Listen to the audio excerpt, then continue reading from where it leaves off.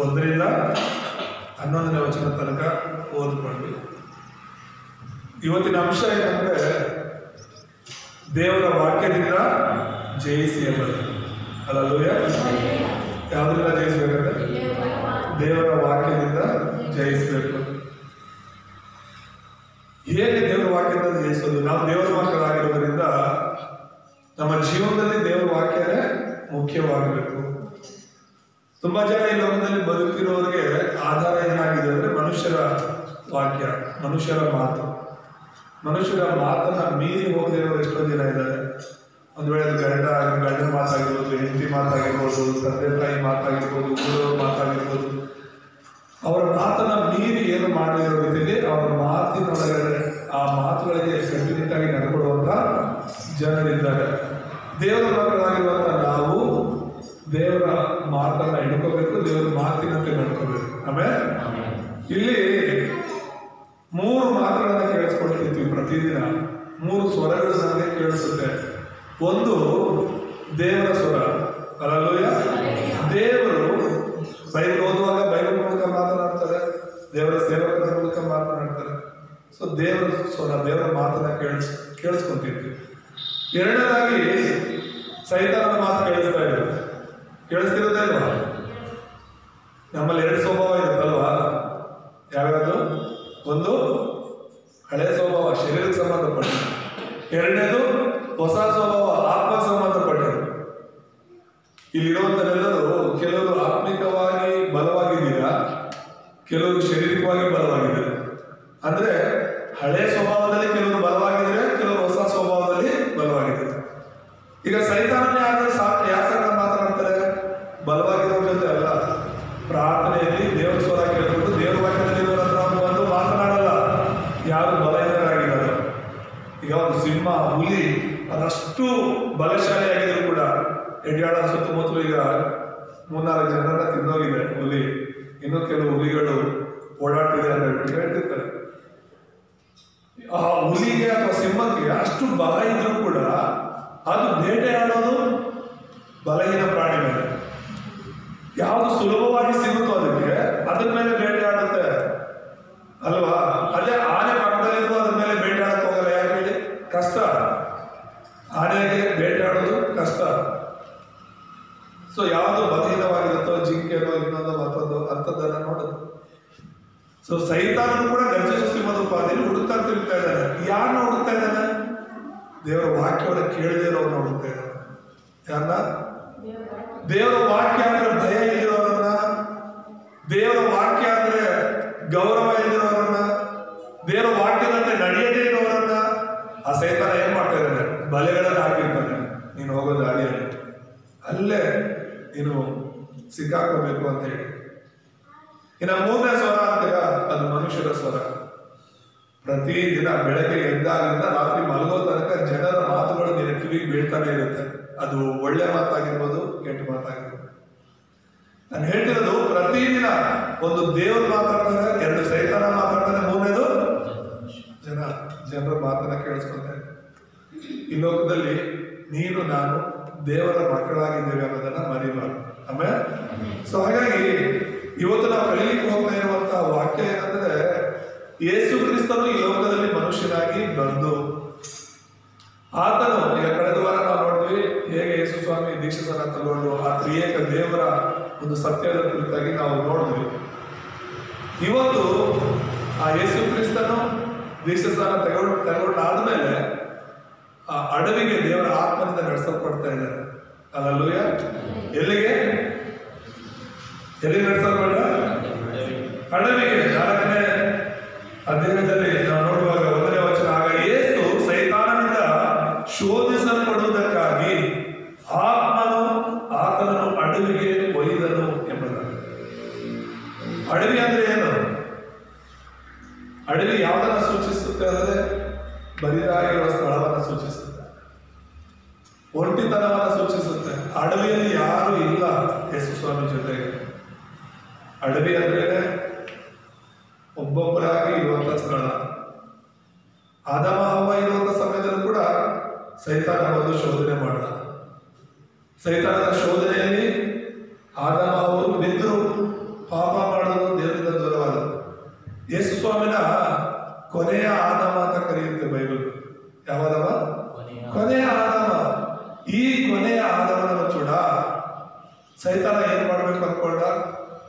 ವಂಚಿಸ್ಬೇಕು ಅನ್ಕೊಂಡ, ಮೋಸ ಮಾಡಬೇಕು ಅನ್ಕೊಂಡ.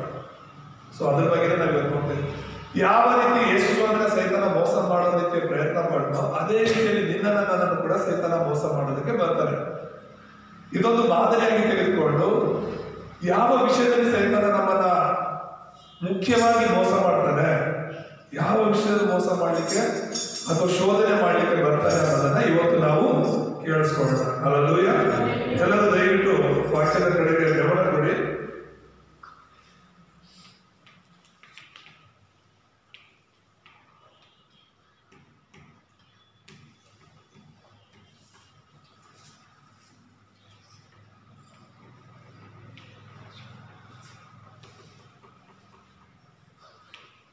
ದೇವರ ವಾಕ್ಯದಿಂದ ಜಯಿಸಲಿ ಅಂತ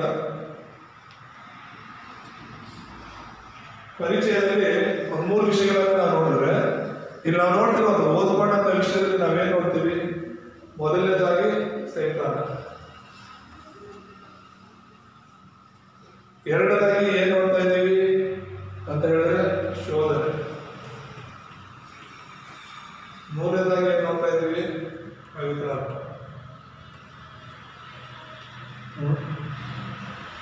ಮತ್ತಾಯ 4ನೇ ಅಧ್ಯಾಯದಲ್ಲಿ 1-2ನೇ ವಚನದಲ್ಲಿ ಇರುವಂತಹ ವಿಷಯ ಸೈತಾನ ಕಾಣಿಸ್ಕೊಳ್ತಾ ಇದ್ದಾರೆ. ಎರಡನೇದು ಸೈತಾನ ಬರ್ತಿರೋದು ಶೋಧನೆ ಮಾಡೋದಕ್ಕೆ, ಮೂರನೇದಾಗಿ ಅಲ್ಲಿ ಪವಿತ್ರಾತ್ಮ ಕೂಡ ಕಾಣಿಸ್ತಾರೆ. ದೇವರ ಮಕ್ಕಳನ್ನ ದೇವರ ಆತ್ಮ ನಡೆಸ್ತಾ ಇರ್ತಾರೆ. ಕೆಲವರೆಲ್ಲ ತಪ್ಪಾಗಿ ಅರ್ಥ ಮಾಡ್ಕೊಳ್ಳೋದೇನಂದ್ರೆ ಸೈತಾನದಿಂದ ನಡೆಸಲ್ಪಡ್ತಾ ಯೇಸು ಸ್ವಾಮಿ ಅಂತ. ಸೈತಾನದಿಂದ ನಡೆಸಲ್ಪಟ್ಟದ್ದಲ್ಲ, ಪರಿಶುದ್ಧಾತ್ಮನಿಂದ. ಯೇಸು ಸ್ವಾಮಿ ಮನುಷ್ಯನಾಗಿ ಲೋಕದಲ್ಲಿ ಬಂದಿರೋದಕ್ಕೆ ಯೇಸು ಸ್ವಾಮಿ ಕೂಡ ಶೋಧನೆಗೆ ಒಳಗಾಗಬೇಕಾಗಿತ್ತು.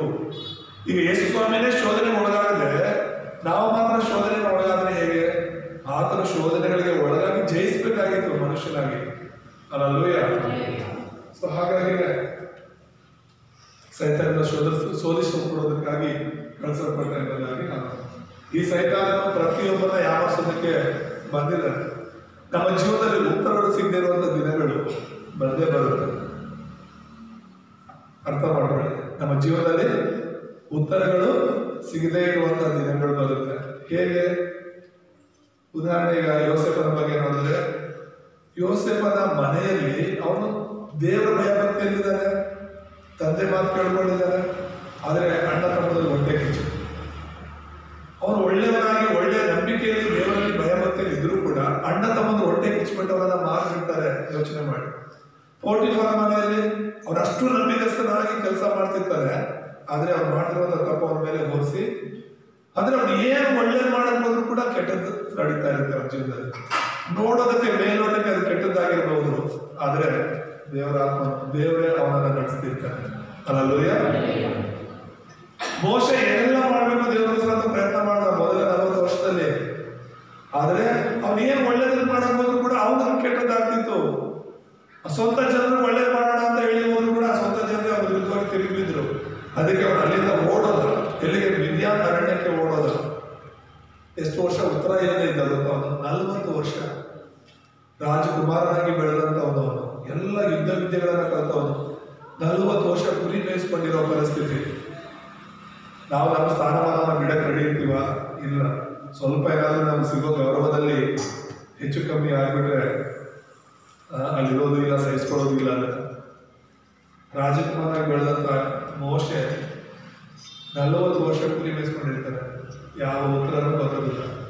ಕದ್ದು ಮುಚ್ಚಿ ಅವನು ಜೀವನ ಮಾಡ್ತಿರ್ತಾನೆ. ಫಾರೋಹನ ಕಣ್ಣಿಂದ ತಪ್ಪಿಸ್ಕೊಂಡು ಅವನು ಜೀವನ ಮಾಡ್ತಿರ್ತಾನೆ. ಆದ್ರೂ ಕೂಡ ಅದು ದೇವರ ಸಮಯ. ಹಲ್ಲೆಲೂಯಾ. ಯಾಕಂದ್ರೆ ದೇವರು ಹೇಳಿರುವಂತಹ 400 ವರ್ಷಗಳ ಕಾಲ ಅವರು ಗುಲಾಮತನದಲ್ಲಿ ಇರ್ತಾರೆ ಅಂತ ದೇವರು ಅಬ್ರಹಾಮನಿಗೆ ಹೇಳಿದ್ರಲ್ವಾ? ಆ ದೇವರ ಸಮಯ ನೆರವೇರಬೇಕಾಗಿತ್ತು, ದೇವರ ಸಮಯ ಬರಬೇಕಾಗಿತ್ತು. ಹಾಗಾಗಿ ಮೋಶೆ 40 ವರ್ಷ ಅರಣ್ಯದಲ್ಲಿ ಇರಬೇಕಾಗಿತ್ತು. ದೇವರ ಸಮಯ ಬಂದಾಗ ಮೋಶೆನ ಹುಡುಕೊಂಡು ದೇವರು ಬರ್ತಾರೆ. ಮೋಶೆ, ನನ್ನ ಜನನ ಬಿಡಿಸೋದಕ್ಕೆ ನೀನು ಹೋಗು ಅಂತ ಹೇಳ್ಬಿಟ್ಟು. ಹಲ್ಲೆಲೂಯಾ.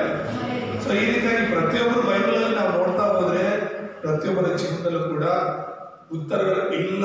ನಾನು ಪ್ರಾರ್ಥನೆ ಮಾಡ್ತಿದ್ದೀನಿ, ದೇವರಿಗಾಗಿ ಜೀವಿಸ್ತಿದ್ದೀನಿ, ಆದ್ರೂ ಕೂಡ ನನ್ನ ಜೀವನದಲ್ಲಿ ಬದಲಾವಣೆಗಳಿಲ್ಲ, ಕಾರ್ಯಗಳಿಲ್ಲ ಅನ್ನುವಂತಹ ಪರಿಸ್ಥಿತಿಗಳು ಬರುತ್ತೆ. ಆದ್ರೆ ಅದು ಸೈತಾನನ ಆಲೋಚನೆ ಆಗಿದೆ. ನಿನ್ನ ಜೀವನದಲ್ಲಿ ಉತ್ತರಗಳಿಲ್ಲ, ದೇವರು ನಿನ್ನ ಪ್ರಾರ್ಥನೆ ಕೇಳ್ತಿಲ್ಲ ಅನ್ನೋದೆಲ್ಲ ಸೈತಾನನ ಆಲೋಚನೆ. ದೇವರು ನಿನ್ ಜೊತೆ ಇದ್ದಾರೆ. ಹಲ್ಲೆಲೂಯಾ. ದೇವರು ನಿನ್ ಜೊತೆ ಖಂಡಿತ ಇದ್ದಾರೆ. ನಿನಗೆ ಅದು ಅರ್ಥ ಆಗ್ತಿಲ್ಲ ಅಷ್ಟೇನೆ, ನೀನು ದೇವರ ಜೊತೆ ಇಲ್ಲ ಅಷ್ಟೇನೆ, ನೀನು ದೇವರಲ್ಲಿ ನಂಬಿಕೆ ಇಡ್ತಿಲ್ಲ ಅಷ್ಟೇನೆ. ಒಂದು ಸಲ ನೀನು ಯೇಸುವನ್ನು ನಂಬಿಕೊಂಡ್ರೆ ಆತನ ಆತ್ಮ, ಪರಿಶುದ್ಧಾತ್ಮ ಶಾಶ್ವತವಾಗಿ ನಿನ್ನ ಹೃದಯದಲ್ಲಿ ಇರ್ತಾನೆ. ನೀನು ತಪ್ಪು ಮಾಡಿದ್ರು ಕೂಡ ವೇದನೆ ಪಡ್ತಿರ್ತಾನೆ ಪರಿಶುದ್ಧಾತ್ಮ, ದುಃಖ ಪಡ್ತಿರ್ತಾನೆ ಪರಿಶುದ್ಧಾತ್ಮ. ಹಲ್ಲೆಲೂಯಾ. ಮತ್ತೆ ನಿನ್ನ ತಪ್ಪನ್ನ ನೀನು ಯಾವಾಗ ತಿಳ್ಕೊತೀಯ, ಮತ್ತೆ ಆತನ ಕಡೆ ನೀನು ಯಾವಾಗ ತಿರುಗ್ತೀಯ ಅಂತ ಹೇಳ್ಬಿಟ್ಟು ಆತನ ಎದುರು ನೋಡ್ತಾನೆ ಇರ್ತಾನೆ. ಹಾಗಾಗಿ ಈ ಒಂದು 3 ವಿಷಯಗಳನ್ನ ನೋಡ್ಬೇಕಾದ್ರೆ, ಸೈತಾನ ಬರೋದು ಏನಕ್ಕೆ? ಶೋಧನೆ ಮಾಡೋದಕ್ಕೆ. ನಿನ್ನ ಜೀವನದಲ್ಲಿ ದೇವರ ವಾಕ್ಯ ತೆಗೆದುಹಾಕಕ್ಕೆ ಬರ್ತಾನೆ ಅವನು. ಏನೋ ಅಲ್ಪ ಸ್ವಲ್ಪ ದೇವರ ವಾಕ್ಯ ಕೇಳಿಸ್ಕೊಂಡು ದೇವರಿಗಾಗಿ ಜೀವಿಸ್ಬೇಕು ಅನ್ಕೊಂಡಿರುವಾಗ ನೀನೇನಾದ್ರೂ ದೇವರಲ್ಲಿ ಕರೆಕ್ಟಾಗಿ ನಡ್ಕೊಂಡಿಲ್ಲ ಅಂದ್ರೆ, ದೇವರಿಗಾಗಿ ಜೀವಿಸೋದಕ್ಕೆ ತೀರ್ಮಾನ ಮಾಡ್ಕೊಂಡಿಲ್ಲ ಅಂದ್ರೆ, ಬಿತ್ತಲ್ಪಟ್ಟ ದಾರಿ ಮಕ್ಕಳಲ್ಲಿ ಬಿದ್ದ ಬೀಜವನ್ನ ಹೇಗೆ ಪಕ್ಷಿಗಳು ಬಂದು ತೆಗೆದುಹಾಕುತ್ತೋ ಹಾಗೆ ಸೈತಾನನು ಇಲ್ಲಿ ಕೂತಿರ್ತೀರಾ, ದೇವರ ವಾಕ್ಯ ಕೇಳಿಸ್ಕೊಳ್ಳೋ ಇರ್ತೀರಾ, ಆದ್ರೆ ನಾನು ಹೇಳ್ತಿರೋ ವಾಕ್ಯಗಳು ನೀವು ತಲೆಗೆ ಹೋಗ್ತಾ ಇರಲ್ಲ. ತುಂಬಾ ಜನಕ್ಕೆ ನೀವಿಲ್ಲೇ ಕೂತಿದ್ರು ಕೂಡ ನಿಮ್ಮ ಮನಸ್ಸೆಲ್ಲೋ ಇರುತ್ತೆ. ಅರ್ಧ ಮಾಡಿ ಬಂದ ಕೆಲಸದ ಕಡೆಗೋ, ಇಲ್ಲ ನಾಳೆ ಹೋಗಿ ಮಾಡ್ಬೇಕಾದ ಕೆಲಸದ ಕಡೆಗೋ, ಮನೆಯಲ್ಲಿ ಬಿಟ್ಟು ಬಂದ ಕೆಲಸದ ಕಡೆಗೋ ಇರುತ್ತೆ. ನಾನು ನೋಡುವಾಗ ಮಾತ್ರ ಎಲ್ಲರೂ ನನ್ನ ಕಡೆ ನೋಡ್ತಿದ್ದೀರಾ, ಕೇಳಿಸ್ಕೊತೀರಾ, ಅನ್ನೋ ಥರದೇ ಇರುತ್ತೆ ಅಲ್ವಾ? ಇದು ಕೂಡ ಒಂದು ಶೋಧನೆ. ನೀನು ದೇವರ ವಾಕ್ಯವನ್ನ ಕೇಳಿಸ್ಕೋಬಾರ್ದು ಅಂತಾನೆ ನಿನ್ನ ಮನಸ್ಸನ್ನ ಸೈತಾನ ಏನ್ ಮಾಡ್ತಾನೆ? ಬೇರೆ ಕಡೆಗೆ ನಡೆಸ್ತಾನೆ. ಆ ಏಕಾಗ್ರತೆ, ದೇವರ ಕಡೆಗೆ ನೀನು ಏಕಾಗ್ರತೆಯಿಂದ ಗಮನವಿಟ್ಟು ದೇವರ ವಾಕ್ಯ ಕೇಳಬಾರ್ದು, ದೇವರನ್ನ ಆರಾಧಿಸಬಾರ್ದು, ದೇವರಿಗೆ ಪ್ರಾರ್ಥನೆ ಮಾಡಬಾರ್ದು ಅಂತಾನೆ ಸೈತಾನ ನಿನ್ನ ಮನಸ್ಸನ್ನ ಬೇರೆ ಕಡೆ ನಡೆಸ್ತಾನೆ. ಸೈತಾನ ಚೆನ್ನಾಗಿ ಗೊತ್ತು ನೀನು ದೇವರ ವಾಕ್ಯ ಕೇಳಿದ್ರೆ ಬಲ ಹೊಂದುತ್ತೀಯ ಅಂತ. ಸೈತಾನ ಚೆನ್ನಾಗಿ ಗೊತ್ತು ನೀನು ದೇವರನ್ನ ಆರಾಧನೆ ಮಾಡಿದ್ರೆ ಬಿಡುಗಡೆ ಹೊಂದುತ್ತೀಯ ಅಂತ. ಸೈತಾನ ಚೆನ್ನಾಗಿ ಗೊತ್ತು ನೀನು ಮನಸ್ಫೂರ್ತಿಯಾಗಿ ಪ್ರಾರ್ಥನೆ ಮಾಡಿದ್ರೆ ಉತ್ತರ ಪಡ್ಕೊಳ್ತೀಯ ಅಂತ. ಸೊ ಹಾಗಾಗಿ ನೀನು ಬಂದು ಕೂತ್ಕೊಳ್ಳುವಂತ 1.5 ಗಂಟೆ 2 ಗಂಟೆ ತುಂಬಾ ಅಮೂಲ್ಯವಾದ ಸಮಯ ಅಂತ ನಿನಗಿಂತ ಸೈತಾನ ಚೆನ್ನಾಗಿ ಗೊತ್ತು. ಕಷ್ಟಪಟ್ಟು ನೀನು ಇಲ್ಲಿ ಬಂದಿದ್ರು ಕೂಡ ಸಭೆಗೆ ನಿನ್ನ ಈ ಆರಾಧನೆ ಸಮಯವನ್ನು ಸೈತಾನ ವ್ಯರ್ಥ ಮಾಡೋದಕ್ಕೆ ನೋಡ್ತಾನೆ. ನಾನು ಹೇಳಿದ್ರೆ ಅರ್ಥ ಆಗಿದೆಯಾ? ಯಾಕಂದ್ರೆ ಸೈತಾನ ಸಭೆಯೊಳಗೆ ಬರಲ್ಲ ಅಂತ ಅಲ್ಲ, ದುಷ್ಪರ್ ಕಹಾಯ ಅಂದ್ರೆ ಬದಲುವೆ ಅಂತ ಹೇಳ್ಬಿಟ್ಟು ಹಿಂದಿಯಲ್ಲಿ ಒಂದು ಮಾತು ಹೇಳ್ತಾರೆ. ನಮ್ಮ ಶತ್ರು ಎಲ್ಲಿದ್ದಾನೆ ಅಂದ್ರೆ ಪಕ್ಕದಲ್ಲೇ ಇದ್ದಾನೆ ಅಂತ. ಎಲ್ಲಿರ್ತಾರೆ? ನಮ್ಮ ಯೇಸು ನಮ್ಮ ಒಳಗಿದ್ರೆ ಸೈತಾನ ಪಕ್ಕದಲ್ಲೇ ಇರ್ತಾರೆ, ಪರಿಶುದ್ಧಾತ್ಮ ನಮ್ಮ ಒಳಗಡೆ ಇರ್ತಾರೆ. ಹಲ್ಲೆಲೂಯಾ. ಸೊ ಈ 3 ವಿಷಯಗಳನ್ನ ನಾವು ನೋಡ್ತಾ ಇದ್ವಿ. ಇವತ್ತು ನಾವು ಧ್ಯಾನ ಮಾಡ್ಲಿಕ್ಕೆ ಹೋಗ್ತಿರುವಂತಹ ಮುಖ್ಯ ಸಂದೇಶದಲ್ಲಿ ಒಂದು 3 ವಿಷಯಗಳನ್ನ ಧ್ಯಾನ ಮಾಡೋಣ.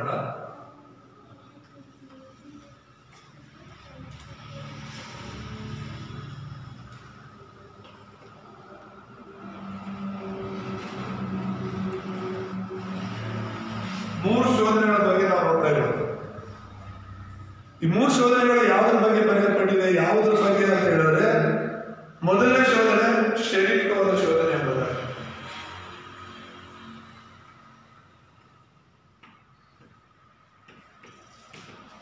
ಯಾವ ಶೋಧನೆ?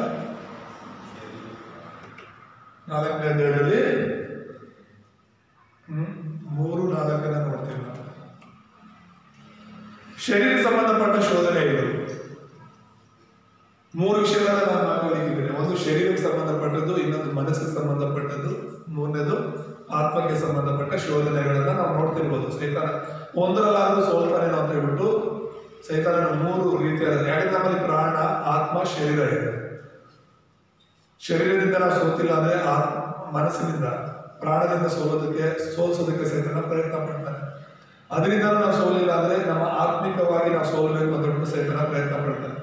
ಸೊ ಈ ಒಂದು ಶಾರೀರಿಕವಾದ ಶೋಧನೆಯಲ್ಲಿ ನಾವು ನೋಡ್ತಿರುವಂತದ್ದು ಏನು ಅಂದ್ರೆ, ಇಲ್ಲಿ 3ನೇ ವಚನದಲ್ಲಿ, ಆಗ ಆ ಶೋಧಕನು ಆತನ ಬಳಿಗೆ ಬಂದು, ಯಾರ ಬಳಿಗೆ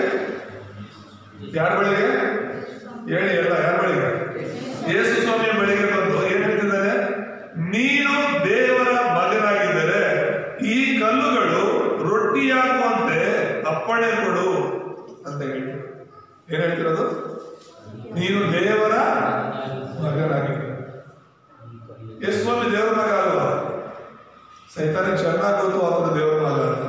ನಿನಗಿಂತ ನನಗಿಂತ ಸೈತಾನನಿಗೆ ಚೆನ್ನಾಗಿ ಗೊತ್ತು ಯೇಸು ಯಾರು ಅಂತ. ಯಾಕಂದ್ರೆ ಪರಲೋಕದಲ್ಲಿ ಆ ಯೇಸುವನ್ನ ಸೈತಾನ ನೋಡಿದ್ದಾನೆ. ಆ ಯೇಸುವಿನಿಂದಲೇ ಅವನು ಒದೆ ತಿಂದು ಭೂಲೋಕಕ್ಕೆ ಬಿದ್ದಿರೋದು. ಎಷ್ಟೋ ಸಲ ಆ ಸೈತಾನನ ಬಿಡಿಸೋದಕ್ಕೆ, ದೇವಗಳನ್ನ ಬಿಡಿಸೋಕೆ ಯೇಸು ಅಂತ ಹೋದಾಗ ಆ ದೇವಗಳು ಕಿರ್ಚಾಡ್ಕೊಂಡು, ದೇವರ ಕುಮಾರನೇ, ದೇವರ ಮಗನೇ, ನಮ್ಮ ಸಮಯ ಇನ್ನೂ ಬಂದಿಲ್ಲ, ಹಾಗೆ ನಮ್ಮನ್ನ ಬಿಡಿಸೋದಕ್ಕೆ ಯಾಕೆ ಬಂದೆ, ನಮ್ಮನ್ನು ಓಡಿಸೋದಕ್ಕೆ ಯಾಕೆ ಬಂದೆ ಅಂತ ಕೂಗಾಡಿ ಕಿರಿಚಾಡಿ ಅಲ್ವಾ ಓಡ್ ಹೋಗಿರೋದು ಎಷ್ಟೋ ಸಲ ನಾವು ನೋಡ್ತೀವಿ ಬೈಬಲಲ್ಲಿ. ಆದ್ರೆ ಇಲ್ಲಿ ಮೊದಲ ಶೋಧನೆ, ನೀನು ದೇವರ ಮಗನಾಗಿದ್ದಾನೆ ಅಂತ ಹೇಳ್ಬಿಟ್ಟು. ಸೊ ಇದು ಕೆಳಗಡೆ ಒಂದು 3 ವಿಷಯ ನಾವು ನೋಡೋದಾದ್ರೆ, ಕೇಳ್ತಿರೋ ಪ್ರಶ್ನೆ ಏನು, ದೇವರ ಮಗನಾಗಿದ್ದಾರೆ ಎಂಬುದು.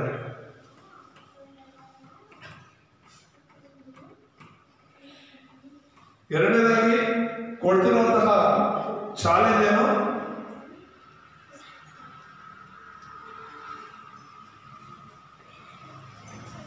ಕಲ್ಲನ್ನ ರೊಟ್ಟಿ ಮಾಡು ಅಂತ ಹೇಳಿ. ಆದ್ರೆ ದೇವರು ಹೇಳ್ತಿರುವಂತದ್ದು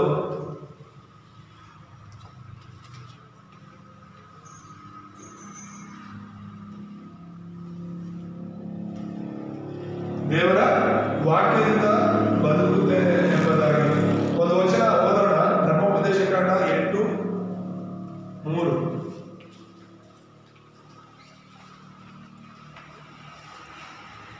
ಧರ್ಮೋಪದೇಶ ಕಾಂಡ 8:3 ಯಾರಾದ್ರೂ ಓದೋಣ ಬೇಗ.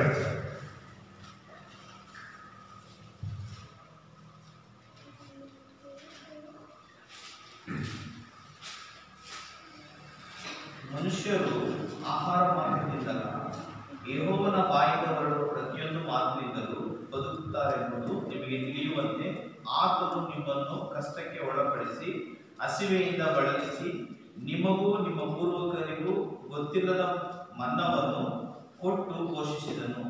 ಇಲ್ಲಿ ಧರ್ಮೋಪದೇಶ ಕಾಂಡ 8ನೇ ಅಧ್ಯಾಯ 3ನೇ ವಚನದಲ್ಲಿ ಹೇಳಲ್ಪಟ್ಟಿರುವಂತಹ ವಚನ ಏನು ಅಂದ್ರೆ, ಮನುಷ್ಯರು ರೊಟ್ಟಿ ತಿಂದ ಮಾತ್ರಕ್ಕೆ ಬದುಕೋದಿಲ್ಲ, ದೇವರ ಬಾಯಿಂದ ಬರುವಂತಹ ಒಂದೊಂದು ಮಾತಿನಿಂದಲೂ ಕೂಡ ಬದುಕ್ತಾರೆ ಅಂತ ಹೇಳಿ.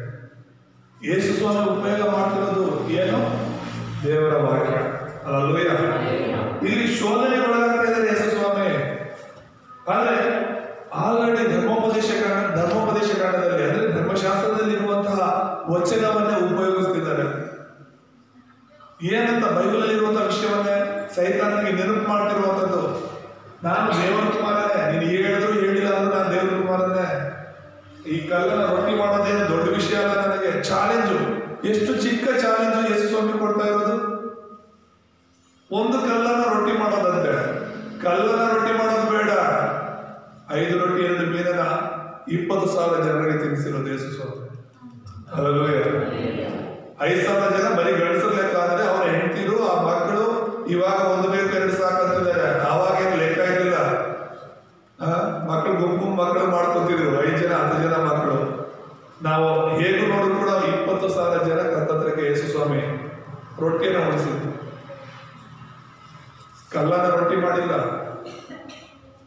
ಏನು ಇಲ್ದಿರೋದ್ರಿಂದ ಸೃಷ್ಟಿ ಮಾಡಿದ ದೇವರು. ಅಲ್ಲೂಯ್ಯ. ಈ ಭೂಲೋಕದಲ್ಲಿರೋದು ಎಲ್ಲವನ್ನ ಕೂಡ ಆತನ ಮಾತ್ರದಿಂದ ಸೃಷ್ಟಿ ಮಾಡಿರೋದು ದೇವರು.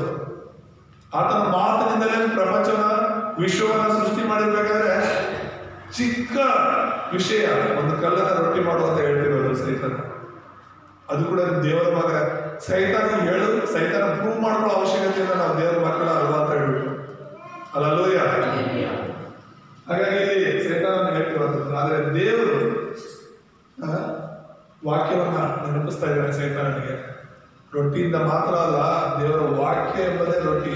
ಯೇಸು ಹೇಳ್ತಾರೆ, ನಾನೇ ಜೀವ ಕೊಡುವ ರೊಟ್ಟಿ ಆಗಿದ್ದೇನೆ ಅಂತ. ಅಲ್ಲೂಯ್ಯ. ಶರೀರದಿಂದ ಅಲ್ಲ ನಾವು ಬದುಕಬೇಕಾಗಿರೋದು. ಯಾವಾಗಲೂ ಕೂಡ ಶಾರೀರಿಕವಾಗಿ ಎಲ್ಲ ನಾವು ಯೋಚನೆ ಮಾಡ್ಬೇಕಾಗಿರೋದು, ಆತ್ಮಿಕವಾಗಿ ಕೂಡ ಯೋಚನೆ ಮಾಡಬೇಕು. ಶಾರೀರಿಕ ವಿಷಯಗಳಲ್ಲಿ ಸೈತಾನ. ಈಗ ಯೇಸು ಸ್ವಾಮಿ ತುಂಬಾ 40 ದಿನ ಉಪವಾಸದಲ್ಲಿದ್ದು. ಎಷ್ಟು ದಿನ? 40 ದಿನ ಉಪವಾಸದಲ್ಲಿದ್ದು 40ನೇ ದಿನದಲ್ಲಿ ಆ ಸೈತಾನನು ಶೋಧಿಸ್ತಾ ಇರೋದು. ನಿನ್ನನ್ನು ಶೋಧಿಸೋದು ಕೂಡ ಅದೇ ರೀತಿಯಲ್ಲಿ. ಬೈಬಲಲ್ಲಿ ಕೂಡ ಅನೇಕರನ್ನ ಸೈತಾನ ಶೋಧಿಸಿ ಪಾಪದಲ್ಲಿ ಬೀಳಿಸಿದ್ದಾರೆ. ನಿನಗೂ ಕೂಡ ಅಷ್ಟೇ. ನೀನ್ ಯಾವಾಗ ದೇವರಲ್ಲಿ ಬಲವಾಗಿರ್ತೀಯೋ ಅವಾಗ ನಿನ್ನ ಶೋಧನೆ ಮಾಡಕ್ ಬರಲ್ಲ. ಸೈತಾನ ಚೆನ್ನಾಗಿ ಗೊತ್ತು, ಇವಾಗ ನಿನ್ನ ಟೈಮ್ ಚೆನ್ನಾಗಿ ನಡೀತಾ ಇದೆ, ಪ್ರಾರ್ಥನೆ ಚೆನ್ನಾಗಿ ಮಾಡ್ತಿದ್ಯಾ, ಸಭೆಗೆ ಚೆನ್ನಾಗಿ ಹೋಗ್ತಿದ್ಯಾ, ವಾಕ್ಯಕ್ಕೆ ದೇವರಿಗೆ ವಿಧೇಯನಾಗಿದೆಯಾ ಅಂತ ಚೆನ್ನಾಗಿ ಗೊತ್ತು. ಹಾಗಾಗಿ ದೇವರು ನಿನ್ನ ಆ ಸೈತಾನ ನಿನ್ನ ಬಳಿಗೂ ಬರಲ್ಲ. ಒಂದು ಸಮಯ ಬರುತ್ತಲ್ಲ ನಿನ್ನ ಬಲಹೀನವಾಗುವ ಸಮಯ, ಆ ಬಲಹೀನತೆಯಲ್ಲಿ ಸೈತಾನ ಬರ್ತಾನೆ.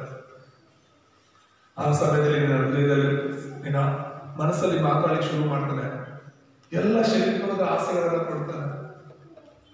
ಯೇಸು ಸ್ವಾಮಿಗೆ ಉಪವಾಸ ಇರುವಾಗ ಅವಶ್ಯಕತೆ ಇದ್ದಿದ್ದೇನು? ಯೇಸು ಸ್ವಾಮಿಗೆ ರೊಟ್ಟಿ ಅಲ್ವಾ? 40 ದಿನ ಉಪವಾಸ ಇರೋದ್ರಿಂದ ರೊಟ್ಟಿ ಅವಶ್ಯಕತೆ ಇತ್ತು.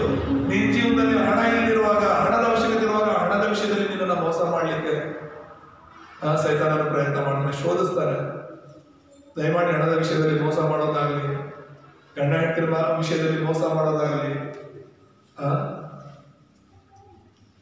ಎಷ್ಟು ಮೋಸಗಳು ನಡೀತಾ ಇದೆ. ಅದ್ರಲ್ಲಿ ನಾವು ಯಾರು ದೇವರ ಮಕ್ಕಳು ಅದಲ್ಲೂಯ್ಯ.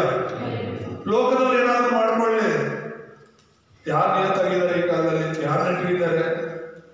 ಹಾಗಾದ್ರೆ ಪ್ರಪಂಚ ಎಲ್ಲ ಕೆಟ್ಟೋಗಿದೆ ಅಂತ ನೀನು ಕೆಟ್ಟೋಗೋದ? ಇಲ್ಲ, ನಾವು ಬೆಳಕಾಗಿರೋದು, ಅವ್ರ ಕತ್ತಲೆ ಆಗಿರೋದು. ಅವ್ರ ಜೊತೆ ನಮ್ಮ ಹೋಲಿಕೆ. ಯೇಸುನ ನಂಬ್ಕೊಂಡು ನಮ್ಮ ಜೀವಿತಗಳು ಬದಲಾಗಿಲ್ಲ ಅಂದ್ರೆ ನಾವು ಯೇಸು ನಂಬೇ ಇಲ್ಲ ಅಂತ. ನಿನ್ನ ಜೀವಿತ ಬದಲಾಗಿಲ್ಲ ಅಂದ್ರೆ ಅದಕ್ಕೆ ಕಾರಣ ನೀನೇ, ಯೇಸು ಸ್ವಾಮಿ ಅಲ್ಲ. ಯಾಕಂದ್ರೆ ನೀನು ಯೇಸುವಿಗೆ ಸಂಪೂರ್ಣವಾಗಿ ನೀನು ಒಪ್ಪಿಸ್ಕೊಟ್ಟಿಲ್ಲ. ಅಲ್ಲೂಯ್ಯ. ನಾವು ದೇವರ ಕೈಯಲ್ಲಿ ಜೇಡಿ ಮಾಡೋ ತರ ಇರಬೇಕಾಗಿರೋದು. ನಾವು ಕುಂಬಾರರಲ್ಲ. ನಾವು ಕುಂಬಾರರಾಗಿ ನಮ್ಮ ಜೀವಿತ ನಾವು ರೂಪಿಸ್ಕೊಳ್ಳೋದಲ್ಲ, ಕ್ರಿಸ್ತನ ಕೈಗೆ ನಮ್ಮ ಜೀವಿತಗಳನ್ನು ಕೊಡಬೇಕು. ಆತನು ಅದನ್ನು ಅದ್ಭುತವಾಗಿ, ಅದನ್ನು ರಮ್ಯವಾಗಿ ರೂಪಿಸ್ತಾನೆ. ಅಲ್ಲೂಯ್ಯ. ಸೊ ಹಾಗಾಗಿ ಶೋಧನೆ ಬರುವಾಗ ಆಗಲೇ ನಿನಗೆ ಗೊತ್ತಾಗುತ್ತೆ ಇದು ಯಾರಿಂದ ಬರ್ತಿರೋದು. ಒಳ್ಳೆ ಆಲೋಚನೆ ಆದ್ರೆ, ಒಳ್ಳೆ ಮಾತುಗಳಾದ್ರೆ ದೇವರಿಂದ ಬರುತ್ತೆ. ಅಲ್ಲೂಯ್ಯ. ಆದ್ರೆ ಕೆಟ್ಟ ಕಾರ್ಯಗಳು, ಕೆಟ್ಟದ್ದು ಮಾಡಬೇಕು ಅನ್ನೋ ಆಲೋಚನೆಗಳು ಬರ್ತಾ ಇದೆ ಅಂದ್ರೆ ಅದು ನಿಮ್ಮ ಹಳೆ ಅಪ್ಪ. ಯಾರು?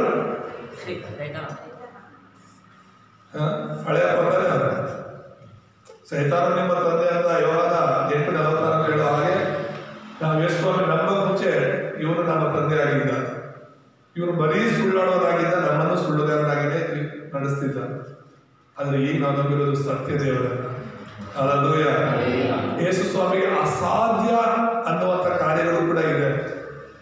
ಯೇಸು ಸ್ವಾಮಿಗೆ ಅಸಾಧ್ಯವಾದದ್ದು, ಯೇಸು ಸ್ವಾಮಿಗೆ ಅಸಾಧ್ಯವಾದದ್ದು ಯಾವುದನ್ನ ಅಂತಿರ್ತೀವಲ್ಲ, ಆದ್ರೆ ಅಸಾಧ್ಯವಾಗ್ದಿರೋದು ಇದೆ ಅಂತ ಹೇಳಿದ್ರೆ ಸುಳ್ಳು ಹೇಳೋದು ಅಸಾಧ್ಯ ಅಂತ ಬೈಬಲ್ ಹೇಳುದು. ದೇವರಿಗೆ ಸುಳ್ಳು ಹೇಳೋದು ಅಸಾಧ್ಯ. ಆತನ ಒಂದು ಸುಳ್ಳು ಕೂಡ ಹೇಳ, ಬೈಬಲಲ್ಲಿ ಒಂದು ಸುಳ್ಳು ಇಲ್ಲ. ಆತನ ಹೇಳಿರುವ ಹಾಗೆ ಇದುವರೆಗೂ ನಡೆದಿದೆ, ಈಗಲೂ ನಡೀತಾ ಇದೆ, ಇನ್ನು ಮೇಲೂ ಕೂಡ ನಡೆಯುತ್ತೆ. ಬೈಬಲಲ್ಲಿರುವಂತಹ ಒಂದು ಮಾತು ಕೂಡ ಬಿದ್ದೋಗೋದಿಲ್ಲ. ದೇವರು ಹೇಳಿದರೆ ಒಂದು ಕೊಂಬು, ಒಂದು ಗುಡಿಸಾದ್ರೂ ಕೂಡ ನಾಶವಾಗಲ್ಲ, ಅದೆಲ್ಲವೂ ನೆರವೇರುತ್ತೆ. ಸೈತಾನದ ಮಾತುಗಳು ನಾಶವಾಗುತ್ತೆ, ಸೈತಾನದ ಮಾತು ಇಲ್ಲದೆ ಹೋಗುತ್ತೆ. ಯಾಕಂದ್ರೆ ಅವೆಲ್ಲ ಸುಳ್ಳುಗಳು. ಸತ್ಯವನ್ನ ಇಲ್ಲದೆ ಮಾಡಬೇಕು ಅಂತ, ಸತ್ಯವನ್ನ ನಾವು ನಂಬಬಾರದು ಅಂತ ಸುಳ್ಳಿನ ಪ್ರಪಂಚವನ್ನ ಕಟ್ಟಿದ್ದಾರೆ ಸೈತಾನ. ಈ ಭೂಲೋಕದಲ್ಲಿ ನಾವೆಲ್ಲರೂ ಶಾರೀರಿಕವಾಗಿರೋದ್ರಿಂದ ಶಾರೀರಿಕವಾದ ಆಲೋಚನೆಗಳು, ಶಾರೀರಿಕವಾದ ಒಂದು ಶೋಧನೆಗಳು ಪ್ರತಿದಿನ ನಮ್ಮ ಜೀವನದಲ್ಲಿ ಬರ್ತಾ ಇರುತ್ತೆ. ನಾವು ದೇವರ ಆತ್ಮವನ್ನು ನಡೆಸಲ್ಪಡ್ಬೇಕು. ಆಮೇಲೆ ಎರಡನೇದಾಗಿ ನಾವು ನೋಡುವಾಗ ಯೇಸು ಸ್ವಾಮಿಗೆ ಸೈತಾನ ಕೊಟ್ಟ ಎರಡನೇ ರೀತಿಯ ಶೋಧನೆ ಅಂತ ಹೇಳಿದ್ರೆ ಅದು ಮಾನಸಿಕ ಶೋಧನೆ ಎಂಬುದಾಗಿ ನೋಡ್ತೀವಿ.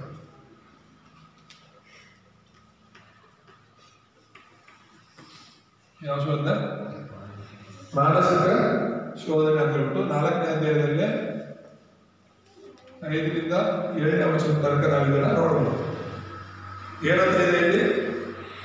5ರಲ್ಲಿ ಸೈತಾನ ಹೇಳ್ತಾರೆ, ಆಗ ಸೈತಾನ, ಈಗ ಯೇಸು ಸ್ವಾಮಿ ಹೇಳಿದ್ರು ಏನಂತ?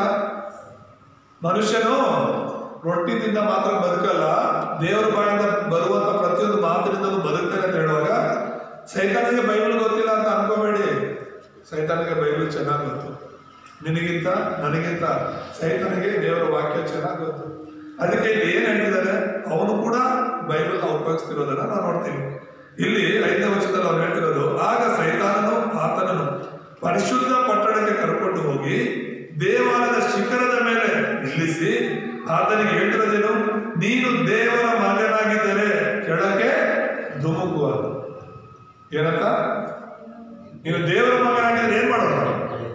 ಯಾಕಂದ್ರೆ ನೀನು ದೇವರ ವಾಕ್ಯದಲ್ಲಿ ಅಷ್ಟೊಂದು ನಂಬಿಕೆ ಇಟ್ಟಿದೆಯಲ್ಲ, ಮನುಷ್ಯನು ರೊಟ್ಟಿನಿಂದ ಮಾತ್ರಕ್ಕಲ್ಲ ದೇವರ ಬಾಯಿಂದ ಬರುವಂತ ಪ್ರತಿಯೊಂದು ಮಾತಿನಿಂದ ಬಂದಿರ್ತಾರಂತ ಅಷ್ಟು ನಂಬಿಕೆ ನಿಮಗೆ ದೇವರ ವಾಕ್ಯದಲ್ಲಿ ಇರ್ಬೇಕಾದ್ರೆ ನಾನು ಕೂಡ ದೇವರ ವಾಕ್ಯವನ್ನ ಹೇಳ್ತೀನಿ. ನಿನ್ನ ವಾಕ್ಯವನ್ನೇ, ನಿನ್ನ ದೇವರು ಹೇಳಿರುವ ವಾಕ್ಯವನ್ನೇ ನಾನು ಕೂಡ ಹೇಳ್ತೀನಿ. ಏನಂತ ಹೇಳ್ತಿದ್ದಾನೆ? ಆತನು ನಿನ್ನ ವಿಷಯವಾಗಿ ತನ್ನ ದೂತರಿಗೆ ಅಪ್ಪಣೆ ಕೊಡುವನು, ನಿನ್ನ ಕಾಲು ಕಲ್ಲಿಗೆ ತಗಲೀತೆಂದು ಅವರು ನಿನ್ನನ್ನು ಕೈಗಳಲ್ಲಿ ಎತ್ತಿಕೊಳ್ಳುವರು ಎಂಬುದಾಗಿ ಕೀರ್ತನೆ 91, 11, 12ರಲ್ಲಿ ಹೇಳಲ್ಪಟ್ಟಿದೆ. ಎಲ್ಲಿ? ಕೀರ್ತನೆ, ಸೈತಾನ ಗೊತ್ತು ಕೀರ್ತನೆಗಳು 91, 11, 12ರಲ್ಲಿ ಕಾಲು ಕಲ್ಲಿಗೆ ತಗಲಲ್ಲ ಹಾಗೆ ದೇವದೂತರನ್ನ ದೇವರು ನೇಮಿಸ್ತಾರೆ ತನ್ನ ಮಕ್ಕಳನ್ನ ಬೀಳದಂತೆ ಕಾಪಾಡಲಿಕ್ಕೆ ಅಂತ ಹೇಳ್ಬಿಟ್ಟು ಇದೆಯಲ್ವಾ? ಹಾಗಾದ್ರೆ ನೀನು ಈ ಒಂದು ಉನ್ನತವಾದ ಆ ದೇವಾಲಯದ ಶಿಖರದಿಂದ ಏನ್ ಮಾಡ್ಬೇಕು? ನೀನು ಕೆಳಕ್ಕೆ ಧುಮುಕು. ನಿನಗೆ ನಂಬಿಕೆ ಇದೆಯಲ್ವಾ ದೇವರ ವಾಕ್ಯದಲ್ಲಿ ಅಂತ? ನೀವು ನಾವಾಗಿದ್ರೆ ನಿಜ ಧುಮುಕು ಬೀಳ್ತಿದ್ದೀವಿ, ನೋಡ್ಕೊಳ್ಬೇಕಾದ್ರೆ ದೇವರನ್ನು ಕಾಪಾಡ್ತಾರೆ ಅಂತ. ಒಂದು ಸ್ಟೋರಿ ಓದ್ರೆ, ಯೇಸು ಸ್ವಾಮಿ ನೀರ ಮೇಲೆ ನಡೆದ್ರಲ್ವಾ? ಸಮುದ್ರದ ಮೇಲೆ ನಡೆದ್ರೆ ಇಲ್ವಾ? ಯೇಸು ಸ್ವಾಮಿ ನಡೆದ್ರಲ್ವಾ? ಯೇಸು ಸ್ವಾಮಿ ಸಮುದ್ರದ ಮೇಲೆ ನಡೆದ್ರು. ಒಂದು ನ್ಯಾಯ ಇದ್ಕೊಂಡು ದೇವ್ರ ನಂಬಿರುವಂತ ಒಂದು ವಯಸ್ಸಾಗಿರುವಂತಹ ಆಂಟಿ ಸಮುದ್ರ ಹತ್ರ ಹೋಗಿ ಎಲ್ಲರೂ ಬೀಚಲ್ಲಿ ಆಟ ಆಡ್ತಿರ್ಬೇಕಾದ್ರೆ ಎಲ್ಲರಿಗೂ ಕೂಗಿ ಹೇಳ್ಬಿಟ್ಟು, ಬನ್ನಿ ಎಲ್ಲರೂ ನಾನು ನಂಬಿರುವಂಥದ್ದು ನಿಜವಾದ ದೇವರನ್ನ, ಸಮುದ್ರದ ಮೇಲೆ ನಡೆದಿರುವಂಥ ದೇವರನ್ನ ನಾನು ನಂಬಿರೋದು. ಇವಾಗ ನಾನು ಕೂಡ ಸಮುದ್ರ ಮೇಲೆ ನಡೀತೀನಿ, ನನ್ನ ದೇವರು ಅಷ್ಟು ಶಕ್ತಿಶಾಲಿ ದೇವರು ಅಂತ ಹೇಳಿ ಎಲ್ಲರೂ ಕೂಗಿ ಹೇಳಿ ಸಮುದ್ರ ಮೇಲೆ ನಡೆಯಕ್ಕೆ ಹೋಗ್ಬಿಟ್ಟು ಸಮುದ್ರದಲ್ಲಿ ಮುಳುಗೋಯ್ತಾರೆ. ಅವಶ್ಯಕತೆ ಇಲ್ಲಿರುವಂತ ಒಂದು ಸವಾಲುಗಳನ್ನ ಹಾಕಬಾರ್ದು ನಾವು. ಯೇಸು ಸ್ವಾಮಿ ಸಮುದ್ರದ ಮೇಲೆ ನಡೆದಿದ್ದಕ್ಕೂ ಒಂದು ಕಾರಣ ಏನಂದ್ರೆ, ಒಂದೇ ಒಂದು ದೋಣಿ ಇದ್ದಿದ್ದು, ಆ ದೋಣಿ ಹತ್ತಿ ಶಿಷ್ಯರೆಲ್ಲರೂ ಕೂಡ ಈಗಾಗಲೇ ಹೋಗಿದ್ದಾರೆ. ಆ ಶಿಷ್ಯರು ಕೂಡ ಯೋಚನೆ ಮಾಡಿಲ್ಲ, ಸಮುದ್ರದ ಈಚೆ ದಡದಲ್ಲಿ ಇರೋದು ಒಂದೇ ದೋಣಿ, ರಾತ್ರಿ ಆಗ್ತಾ ಇದೆ, ಬೇರೆ ಯಾವ ದೋಣಿನೂ ಬರಲ್ಲ, ನೀವು ಹೋಗಿ ನಾನು ಬರ್ತೀನಿ ಅಂತ ಯೇಸು ಸ್ವಾಮಿ ಹೇಳಿದಾರೆ.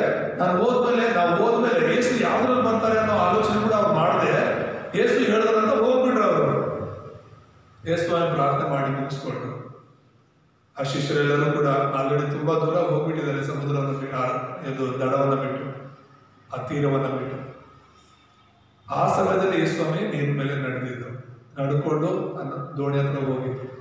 ಅಲ್ಲೂಯ, ಯೇಸು ಸ್ವಾಮಿ ದೇವರು ಅಂತ ತೋರಿಸ್ಕೊಳ್ಳೋ ಅವಶ್ಯಕತೆ ಇಲ್ಲ. ದೇವರು ಅಲ್ಲದೇ ಇರುವವರು ನಾವು ದೇವರ ಹತ್ರ ತೋರಿಸ್ಕೊಳ್ಳೋ ಪ್ರಯತ್ನ ಮಾಡ್ಬೇಕೇ ವಿನಃ ದೇವರು ತೋರಿಸ್ಕೊಳ್ಳೋ ಅವಶ್ಯಕತೆ ಇಲ್ಲ. ಅಲ್ಲೂಯ, ದೇವರ ನಾಮಕ್ಕೆ ಸ್ತೋತ್ರವಾಗುತ್ತೆ. ಹಾಗಾಗಿ ಈ ಮಾನಸಿಕ ಶೋಧನೆ ನೋಡಿ, ಈಗ ಶಾರೀರಿಕವಾದದ್ದಾಯಿತು, ಅದರಲ್ಲಿ ಯೇಸು ಸ್ವಾಮಿ ಸೈತಾನ ಮಾತು ಕೇಳಲಿಲ್ಲ. ಈಗ ಮಾನಸಿಕ ಶೋಧನೆ ಏನು ಅಂತ ಹೇಳಿದ್ರೆ, ಮನಸ್ಸಲ್ಲಿ ಒಂದು ನೀನು ಇಲ್ಲಿಂದ ಧುಮುಕು, ದೇವದೂತರನ್ನ ಕಳಿಸ್ತೀನಿ ಅಂತ ದೇವ್ರು ಹೇಳಿದಾರಲ್ಲ ಅಂತ.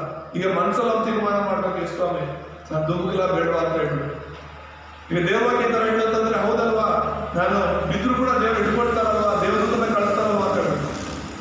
ನಾವೇ ದುರಕಾರದಲ್ಲಿ ಬೀಳಕ್ ಹೋದಾಗಲ್ಲ ದೇವ್ರ ಬಂದು ಕಾಪಾಡೋದು.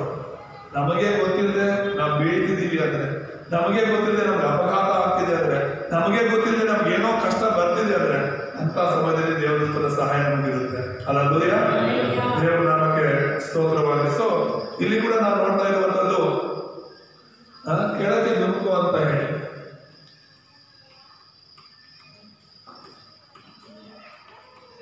ಒಂದು ಮಾನಸಿಕ ಒಂದು ಶೋಧನೆಯನ್ನ ನಾವು ನೋಡ್ತಾ ಇದ್ದೀವಿ. ಎರಡನೇದಾಗಿ ನಾವು ನೋಡ್ತಿರುವಂತದ್ದು, ಅವನು ಸೈತಾನ ಹೇಳ್ತಿರೋದೇನು, ದೇವದೂತರ ಸಹಾಯ ಇರುತ್ತೆ ಅಂತ ಹೇಳ್ಬಿಟ್ಟು ಅವನು ಮಾತನಾಡ್ತಿರೋದನ್ನ ನಾವು ನೋಡ್ತೇವೆ. ಆದ್ರೆ ಯೇಸು ಸ್ವಾಮಿ ಹೇಳಿದ್ದು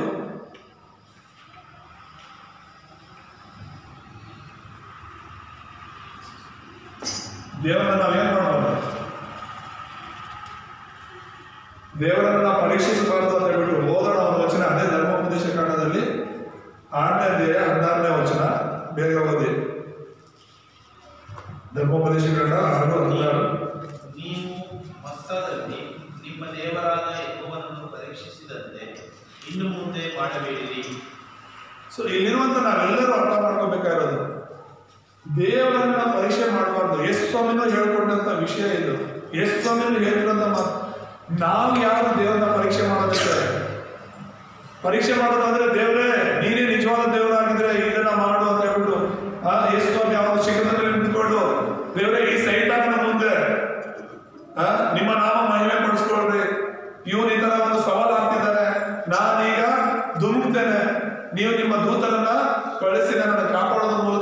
ಈ ಸೈತಾನನ ಬಾಯನ್ನ ಕಟ್ಟಿ ಅಂತ ಹೇಳ್ಬಿಟ್ಟು ಸೈತಾನನ ಮಾತು ಕೇಳ್ಕೊಂಡು ದೇವರ ಪರೀಕ್ಷೆ ಮಾಡಕ್ ಹೋಗಿಲ್ಲ. ಸೊ ನಾವ್ ಎಚ್ಚರವಾಗಿರ್ಬೇಕು. ಹಲ್ಲೆಲೂಯಾ. ಸೈತಾನನ ಯಾವಾಗಲೂ ಕೂಡ ಅವನು ಪ್ರಯತ್ನ ಮಾಡಿರೋದೇನು ಗೊತ್ತಾ? ಸೈತಾನನ ದೇವರ ಮಾತನ್ನ ಯೇಸು ಕೇಳಬಾರ್ದು, ಸೈತಾನನ ಮಾತು ಕೇಳಬೇಕು ಅಂತ. ಒಂದು ಸಲ ಆದ್ರೂ ಸೈತಾನನ ಮಾತನ್ನ ಯೇಸು ಕೇಳಿದ್ರೆ ಯೇಸು ಸೈತಾನಗೂ ಗುಲಾಮನಾಗ್ಬಿಟ್ರೆ, ಆದಮ ಅವರ ಹಾಗೆ ಅವ್ರು ಹೇಗೆ ದೇವರ ಮಾತು ಕೇಳಿದ್ರೆ ದೇವರಿಂದ ದೂರವಾದ್ರು, ಸೈತಾನ ಮಾತು ಕೇಳ್ಬಿಟ್ಟು ದೇವರಿಂದ ದೂರವಾದ್ರು, ಹಾಗೇನೆ ಒಂದು ವೇಳೆ ಒಂದು ಮಾತು ಯೇಸು ಸೈತಾನ ಮಾತನ್ನ ಕೇಳಿದ್ರು ಕೂಡ ಯೇಸು ಕೂಡ ಸೈತಾನ ಗುಲಾಮನಾಗ್ಬೇಕಾಗಿತ್ತು.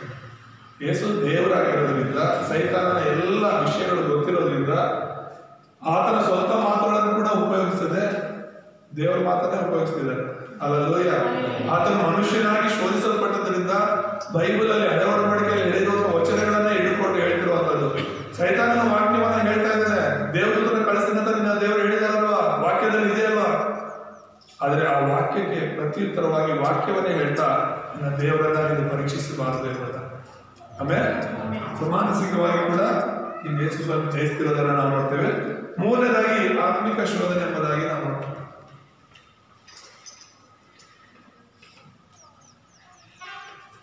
4ನೇ ಅಧ್ಯಾಯದಲ್ಲಿ 8ರಿಂದ 10ನೇ ವಚನ ಏನಿದೆ? 8ರಿಂದ ನಾವು ನೋಡುವಾಗ, ಬಳಿಕ ಸೈತಾನನು ಆತನನ್ನು ಬಹಳ ಎತ್ತರವಾದ ಬೆಟ್ಟಕ್ಕೆ ಕರ್ಕೊಂಡು ಹೋಗಿ ಪ್ರಪಂಚದ ಎಲ್ಲಾ ರಾಜ್ಯಗಳನ್ನು ಅವುಗಳ ವೈಭವವನ್ನು ಆತನಿಗೆ ತೋರಿಸಿ, ನೀನು ನನಗೆ ಸಾಷ್ಟಾಂಗ ನಮಸ್ಕಾರ ಮಾಡಿದರೆ ಇವುಗಳನ್ನೆಲ್ಲ ನಿನಗೆ ಕೊಡುವೆನು ಅಂತ ಹೇಳಿ. ಯಾರಿಗೆ ನಮಸ್ಕಾರ ಮಾಡಿದ್ರೆ ಹೇಳಿ ಅಲ್ಲ, ಯಾರಿಗೆ ನಮಸ್ಕಾರ ಮಾಡ್ಬೇಕಂದ್ರೆ ಸೈತಾನ ನಮಸ್ಕಾರ ಮಾಡಿದ್ರೆ. ಹಾಗಾದ್ರೆ ಇಲ್ಲಿ ಸೈತಾನ ಹೇಳ್ತಿರೋದೇನು? ಪ್ರಪಂಚದ ಎಲ್ಲ ರಾಜ್ಯಗಳನ್ನ, ಎಲ್ಲ ದೇಶಗಳನ್ನ, ಅದರ ವೈಭವವನ್ನ ತೋರಿಸಿ ನೀನು ನನಗೆ ಅಡ್ಡ ಬಿದ್ದು ನಮಸ್ಕಾರ ಮಾಡಿದ್ರೆ ಇದನ್ನೆಲ್ಲ ನಾನು ನಿನಗೆ ಕೊಡ್ತೀನಿ ಅಂದ್ರೆ ಯೋಚನೆ ಮಾಡಿ. ಈ ಪ್ರಪಂಚದ ದೇವರು ಯಾರು? ಸೈತಾನ. ನೀತಿವಂತನಿಲ್ಲ ಒಬ್ಬನಾದರೂ ಇಲ್ಲ ಅಂತ ಹೇಳಿ ಎಲ್ಲ ಮನುಷ್ಯರು ದೇವರಿಂದ ದೂರವಾಗಿ ಜೀವಿಸುವಾಗಲೇ ಈ ಪ್ರಪಂಚದ ಅಧಿಕಾರ ಸೈತಾನನ ಕೈಗೆ ಹೋಯಿತು. ನಾವು ಸೈತಾನಿಗೆ ಅಧಿಕಾರ ಕೊಟ್ಬಿಟ್ಟಿರೋದು. ದೇವರು ಮನುಷ್ಯರಿಗೆ ಕೊಟ್ಟಿದ್ದ ಅಧಿಕಾರ ಈ ಪ್ರಪಂಚವನ್ನು ಆಳ್ವಿಕೆ ಮಾಡೋದಕ್ಕೆ ಅಲ್ವಾ. ಆದಮ ಅವಾಗ ಏನ್ ಹೇಳಿದ್ದು? ಈ ಸಮುದ್ರದ ಮೇಲೆ, ಈ ಭೂಮಿ ಮೇಲೆ, ಇದ್ರ ಮೇಲೆಲ್ಲ ನೀನು ದೊರೆತನ ಮಾಡಬೇಕು ಅಂತ, ಹೌದಾ ಅಲ್ವಾ? ಆದ್ರೆ ದೇವರ ಮಾತಿಗೆ ಅವಿಧೇಯರಾಗಿ ಸೈತಾನನಿಗೆ ಅವರು ಗುಲಾಮರಾದರು. ಸೈತಾನನು ಅವರ ಯಜಮಾನನಾದ, ಸೈತಾನನು ಅವರ ದೇವರಾದರು. ಹಾಗಾಗಿ ಆ ಸೈತಾನ ಏನ್ ಮಾಡ್ತಿದ್ದಾನೆ ಈಗ ಇಡೀ ಪ್ರಪಂಚದಲ್ಲಿ? ನಿಮ್ಗೆ ಗೊತ್ತಾ, ಈಗ ತಿರುಪತಿ ದೇವಸ್ಥಾನ ಇದೆಯಲ್ಲ, ಕೇಳಿದ್ದೀರ? ಆಂಧ್ರದಲ್ಲಿ ತಿರುಪತಿ ದೇವಸ್ಥಾನ ಇದೆಯಲ್ಲ, ಅವ್ರೇನ್ ಮಾಡ್ತಿದ್ದಾರೆ ಗೊತ್ತಾ? ಈಗ 5,000 ದೇವಸ್ಥಾನ ಕಟ್ಟಿಸ್ಬೇಕು ಅಂತ ಪ್ಲಾನ್ ಮಾಡ್ಕೊಂಡಾರೆ. 5,000 ದೇವಸ್ಥಾನಗಳು ಆ ಒಂದು ತಿರುಪತಿಯಲ್ಲಿರುವಂತಹ ಆ ಶ್ರೀನಿವಾಸನ ದೇವಸ್ಥಾನಗಳನ್ನ ಒಂದೊಂದು ಹಳ್ಳಿಯಲ್ಲಿ ಕೂಡ ಕಟ್ಟಿಸ್ಬೇಕು ಅಂತ ಹೇಳ್ಬಿಟ್ಟು, ಸ್ಕೂಲ್ಗಳಲ್ಲ, ಕಾಲೇಜ್ಗಳಲ್ಲ, ಆಸ್ಪತ್ರೆಗಳಲ್ಲ, ಮನೆಗಳಲ್ಲ, ವಿಗ್ರಹಾರಾಧನೆ ಮಾಡೋದಕ್ಕೆ, ಮೂಢನಂಬಿಕೆಯಲ್ಲಿ ಬಿಡಿಸೋದಕ್ಕೆ. ಈ RSS ಅವರು, ಬಿಜೆಪಿ ಅವರು ಏನ್ ಮಾಡ್ತಾರೆ ಗೊತ್ತಾ? ನಮ್ಮ ದೇಶವನ್ನ ಹಾಳು ಮಾಡ್ತಾ ಇದ್ದಾರೆ. ಏನ್ ಮಾಡ್ತಿದ್ದಾರೆ? ಹಾಳು ಮಾಡ್ತಾರೆ. ನೀವೇನಾದ್ರೂ ಎಚ್ಚರಗೊಂಡಿಲ್ಲ ಅಂತ ಹೇಳಿದ್ರೆ, ಪ್ರಾರ್ಥನೆ ಮಾಡಿಲ್ಲ ಅಂದ್ರೆ ನಮ್ಮ ದೇಶವನ್ನ ಹಾಳು ಮಾಡ್ತಾರೆ. ರೀಸೆಂಟ್ಲಿ ಕೂಡ ಬಿಹಾರ್ ಎಲೆಕ್ಷನ್ ನಡೀತು. ಬಿಹಾರದಲ್ಲಿ ಮತ್ತೆ ಬಿಜೆಪಿನೇ ಬಂತು. ವೋಟ್ಗಳನ್ನ ಕದ್ದು ಗೆಲ್ತಾ ಇದ್ದಾರೆ ಅವರು. ನಿಮ್ಗೆ ಏನೇ ದುಡ್ಡು ಕೊಟ್ರು, ಏನೇ ಮಾಡಿದ್ರು ಕೂಡ ಬಿಜೆಪಿ ಓಟ್ ಹಾಕ್ಬೇಡಿ. ಯಾಕೆ ಹಾಕ್ಬೇಡಿ ಅಂತಿದ್ದೀವಿ ಅಂದ್ರೆ, ಅವರು ದೇಶವನ್ನು ಉದ್ಧಾರ ಮಾಡ್ತಿಲ್ಲ, ಆ ಸಂವಿಧಾನವನ್ನು ಅವರು ಹಾಳು ಮಾಡ್ತಾ ಇದ್ದಾರೆ. ಕೊನೆಗೆ ಜನರಿಗೆ ಕೇಳೋದಕ್ಕೆ ಅಧಿಕಾರನೂ ಇರಬಾರ್ದು, ಆ ರೀತಿ ಮಾಡ್ಬಿಡ್ತಾ ಇದ್ದಾರೆ.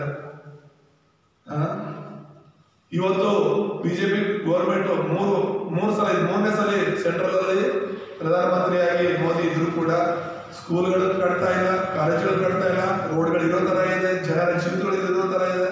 ಏನೆಲ್ಲ ಸುಳ್ಳು ಹೇಳ್ಕೊಂಡು ಅವರು ಅಧಿಕಾರಕ್ಕೆ ಬಂದರು. ಇವತ್ತು ದೇಶವನ್ನ ಉದ್ಧಾರ ಮಾಡ್ತಿಲ್ಲ. ಅದರಲ್ಲೂ ಕೂಡ ಸಂವಿಧಾನದ ಎಲ್ಲ ಮನುಷ್ಯರ ಹಕ್ಕುಗಳನ್ನ ಒಂದೊಂದಾಗಿ ಕಿತ್ಕೊಳ್ತಾ ಇದ್ದಾರೆ.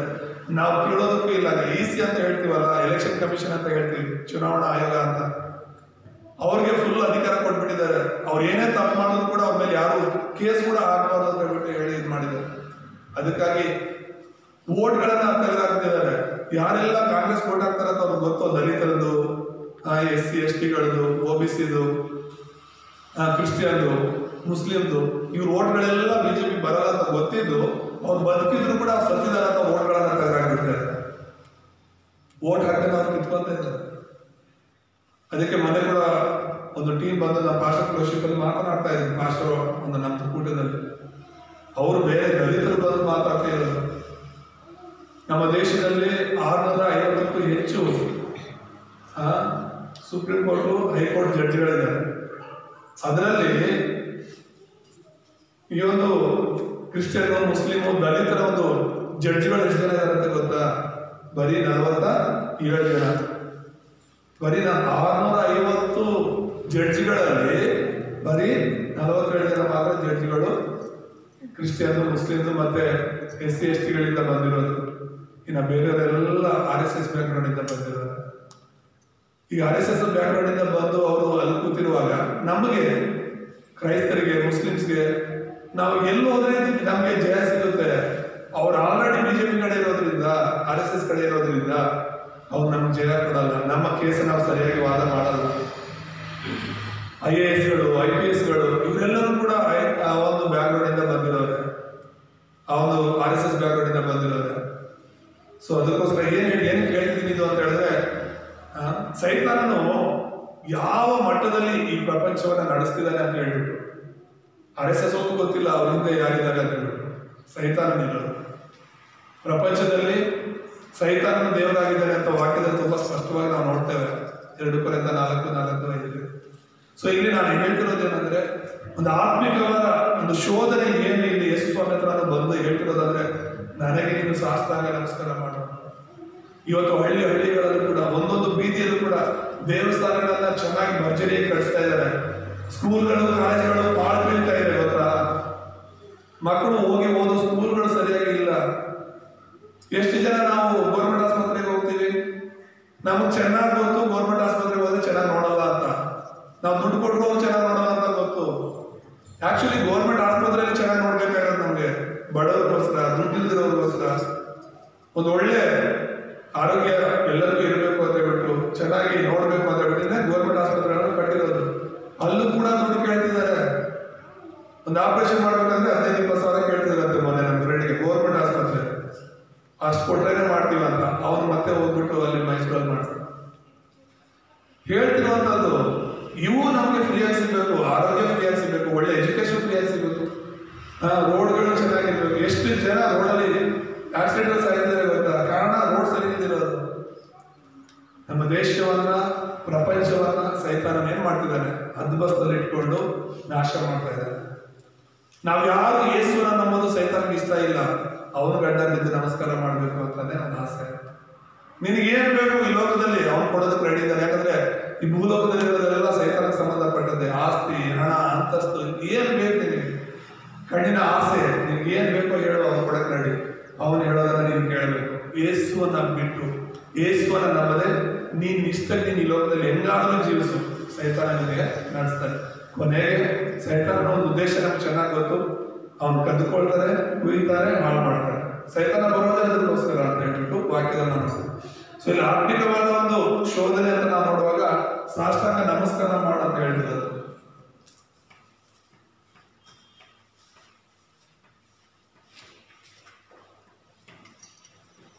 ಏನಂತ ಹೇಳ್ತಿದ್ದಾನೆ? ಸಾಷ್ಟಾಂಗ ನಮಸ್ಕಾರ ಮಾಡು ಅಂತ ಹೇಳ್ಬಿಟ್ಟು. ಯಾಕೆ ಆ ತರ ಹೇಳ್ತಿರೋದು ಅಂದ್ರೆ,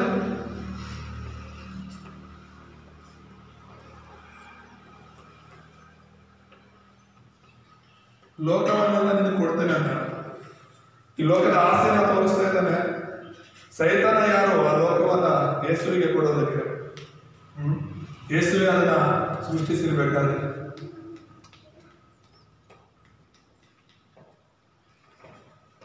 ಅದಕ್ಕೆ ಯೇಸು ಸ್ವಾಮಿ ಕೊಟ್ಟಂತ ಉತ್ತರ ಏನು? ನಿನ್ನ ದೇವರಾದ ಯೆಹೋವನನ್ನೇ ಆರಾಧಿಸಬೇಕು ಅಂತ ಹೇಳ್ಬಿಟ್ಟು. ದೇವರ ನಾಮಕ್ಕೆ ಸ್ತೋತ್ರವಾಗಲಿ. ಹಲ್ಲೆಲೂಯಾ. ಅದನ್ನ 10ನೇ ವಚನ ನಾವು ಓದೋಣ.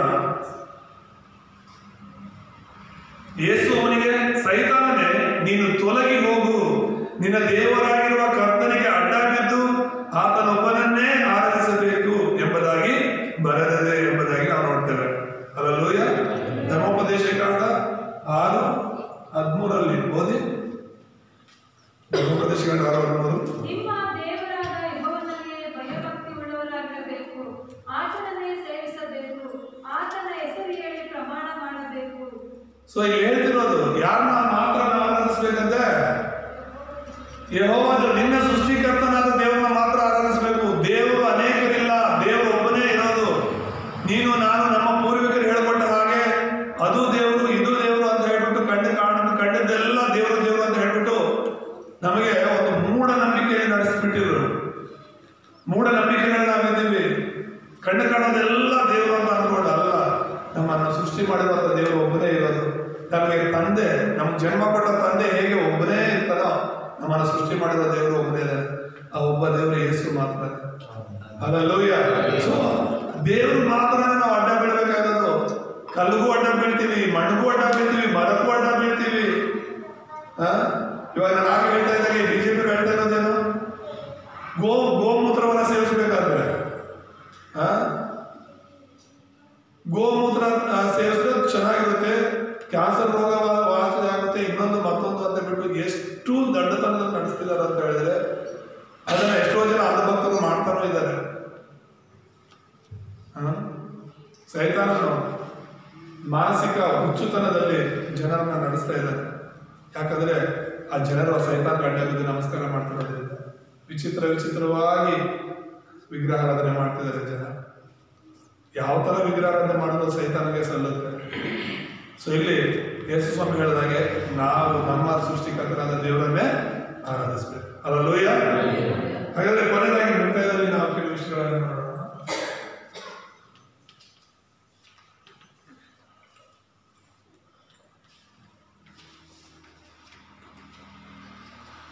ನಾವು ದೇವರ ವಾಕ್ಯದಿಂದ ಜಯಿಸಬೇಕು ಅಂತ ಇವತ್ತೊಂದು ತೀರ್ಮಾನ ಮಾಡೋಣ. ಸೈತಾನನ ಭಯ ಕೊಡೋದು ದೇವರ ವಾಕ್ಯದಿಂದ ಮಾತ್ರ. ಅವನು ಕೂಡ ನಮ್ಮ ಬಳಿಗೆ ಪ್ರತಿದಿನ ಬರ್ತಾನೆ. ನಾನು ಹೇಳಿದಾಗ ಆಗಲೇ ಪ್ರತಿದಿನ ಪ್ರತಿ ಕ್ಷಣ ಸೈತಾನನು ನಮ್ಮ ಹೃದಯದಲ್ಲಿ ಮಾತಾಡಿ ಪ್ರಯತ್ನ ಮಾಡ್ತಾನೆ.